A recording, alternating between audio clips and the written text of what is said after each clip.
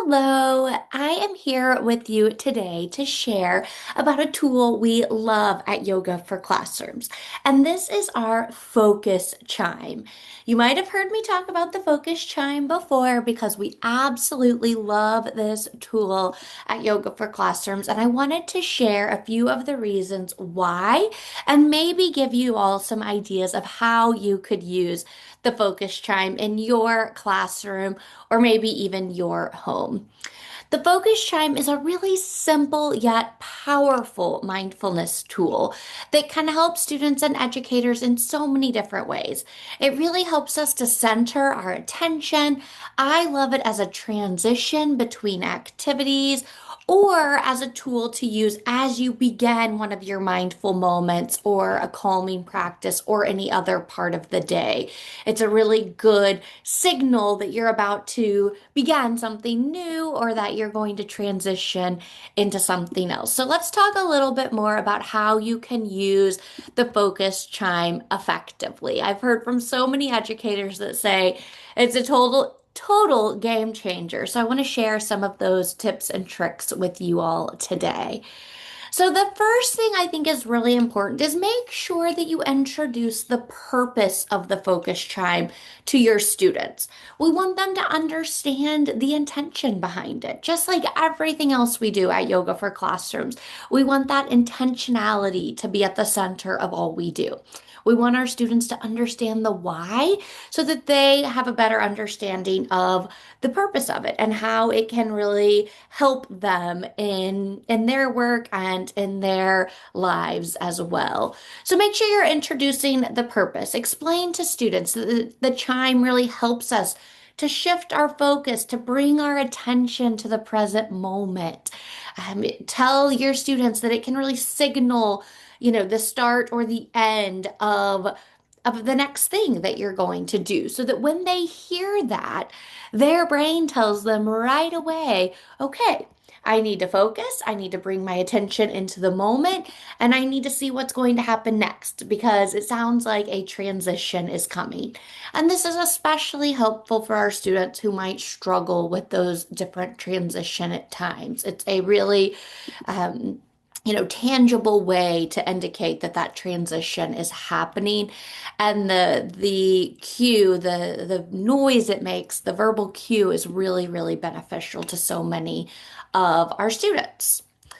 The next thing I recommend is that when you introduce the chime, make sure students know what they should do next. So when I used this with students, my students knew that when they heard the chime, that is when we were inviting stillness and focus to our classroom. So we stopped what we were doing and we really invited that stillness into our classroom. Now, what I did is I encouraged them to listen carefully to the sound of the chime from the moment that it started ringing until that very last vibration fades away. And if you've ever heard the focus chime, you know it can be a lasting vibration. So, getting students to pause, focus their attention, and then listen for the very last noise that the chime's making really gives them that time to settle in and settle into that silence and invite that silence into the classroom. There's a couple fun ways you can introduce it in that way too. We would practice by just sitting in a circle. I would ring the chime and I would just have students listen for when they heard it stop. And then as soon as they heard it stop, they would raise their hand and they would really try to listen hard because sometimes you could just barely hear the faintest vibration of it. And so it really taught them that really concentrated focus and that really good stillness and listening. Because if you weren't being still, you of course weren't likely to be able to hear those last vibrations. So practice using it in that way. We always practice in like morning meeting or something like that. But then I would use it, when they were in centers or working on an activity, ring it when they were all doing different things. But that signal just in their mind immediately invited that stillness, that silence, and helped us transition. It kept me from having to raise my voice. It was a really, really powerful tool for those transitions to keep us all more mindful, to really bring mindfulness into the classroom in a really positive way, as opposed to trying to raise my voice or get everyone quiet in other ways. And then the last thing, well, two last things I'll mention. So making sure students understand the purpose, practicing, inviting that stillness and that calm and that quiet to the classroom. And then follow up with students. Ask them, once the sound ended, how do you feel? What did you notice as you listened to the chime? So again, we're adding that intentionality. We're helping students understand the value of the tool and the value of really having some sort of indicator to our body and our brain to begin calming, to begin transitioning. And so help students understand, what that is that's happening so that they can use that as a tool in other ways in their lives in the future. So make sure you're following up.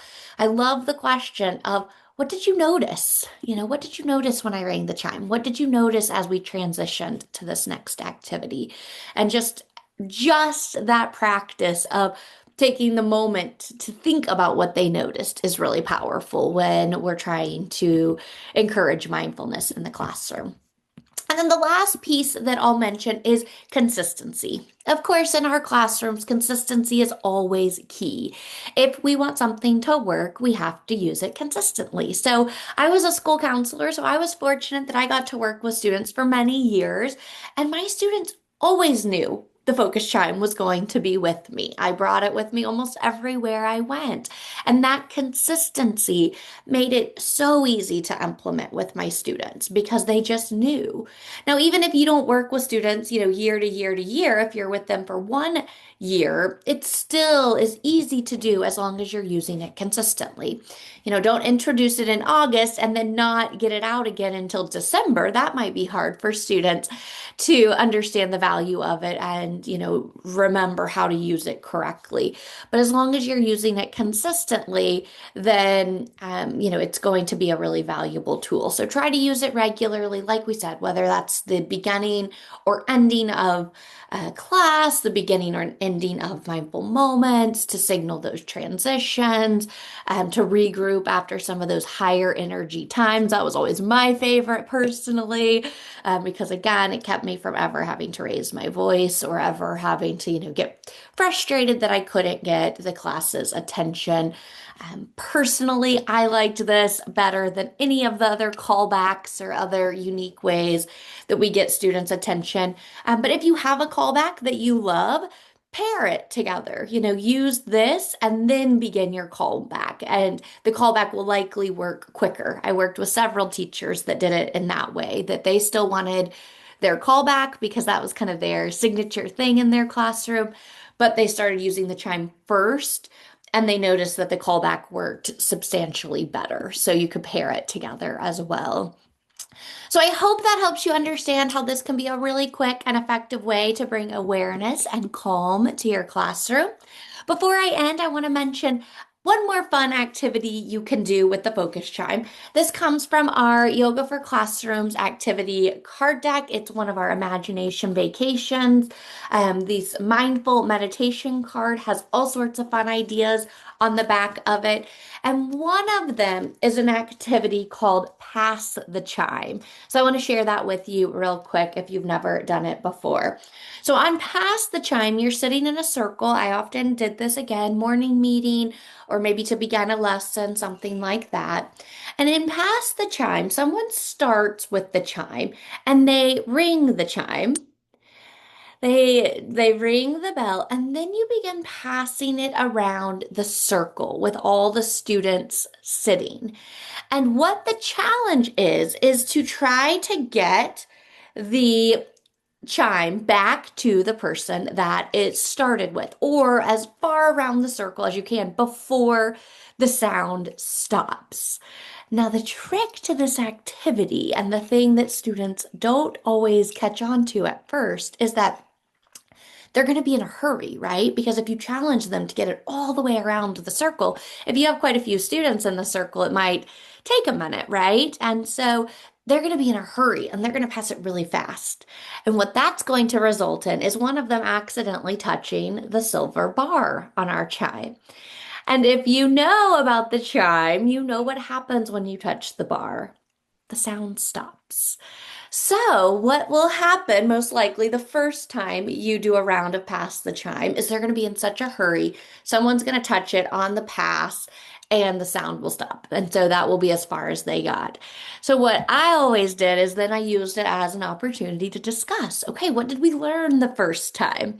And usually, very quickly, students catch on to the need of self control and passing the chime with that self control, with intention, not getting too quick. You want to go fast because, again, you're trying to get it around, but carefully, right? Only holding on to the wooden part, being really careful, working together and collaboratively as a team to pass from one student to the next, and all those other great skills. So, this can be used as a standalone activity, or I often used it when I was teaching about collaboration or teamwork or self-control even. You can really tie it to a lot of different topics. So pass the chime is a fun way for you to use the chime and teach some important life skills along the way.